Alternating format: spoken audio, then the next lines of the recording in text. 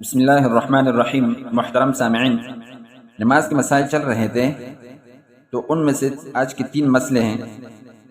ان میں سب سے پہلا مسئلہ امام تکبیر کب کہیں، کیونکہ اکثر لوگ بلا سوچے سمجھے فتوی لگانا شروع کر دیتے ہیں کہ ابھی تک اقامت پوری نہیں ہوئی تھی کہ امام نے تکبیر کہہ دیا، یہ تکبیر تو نہیں ہوتی۔ ایک طرف تو مسئلے کا پتہ نہیں، دوسری طرف فتوی لگانا شروع کر دیتے ہیں۔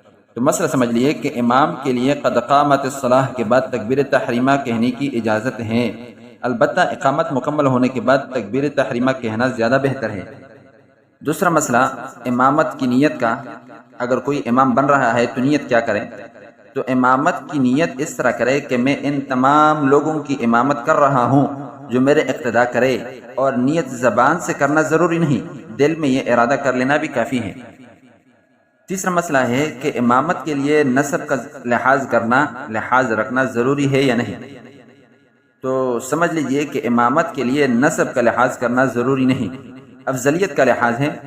نمازیوں میں جو افضل ہو وہ امامت کا حقدار ہے، تاکہ نماز صحیح اور کامل طور پر ادا ہو اور ثواب پورا ملے، اور نمازی زیادہ سے زیادہ نماز میں شریک ہو، منتشر نہ ہو اور جماعت میں کمی نہ آئے۔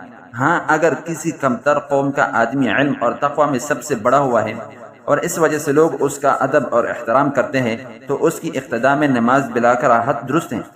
البتہ اگر اس کے افعال ایسے ہیں کہ جن کی بنا پر وہ لوگوں کی نگاہوں میں ذلیل اور گرا ہوا ہے تو اس کو امام بنانا مکروہ ہے، کیونکہ لوگ اس کی اقتداء میں نماز پڑھنے کو پسند نہیں کریں گے اور جماعت میں کمی آئے گی۔ جزاک اللہ خیرہ و احسن الجزاء۔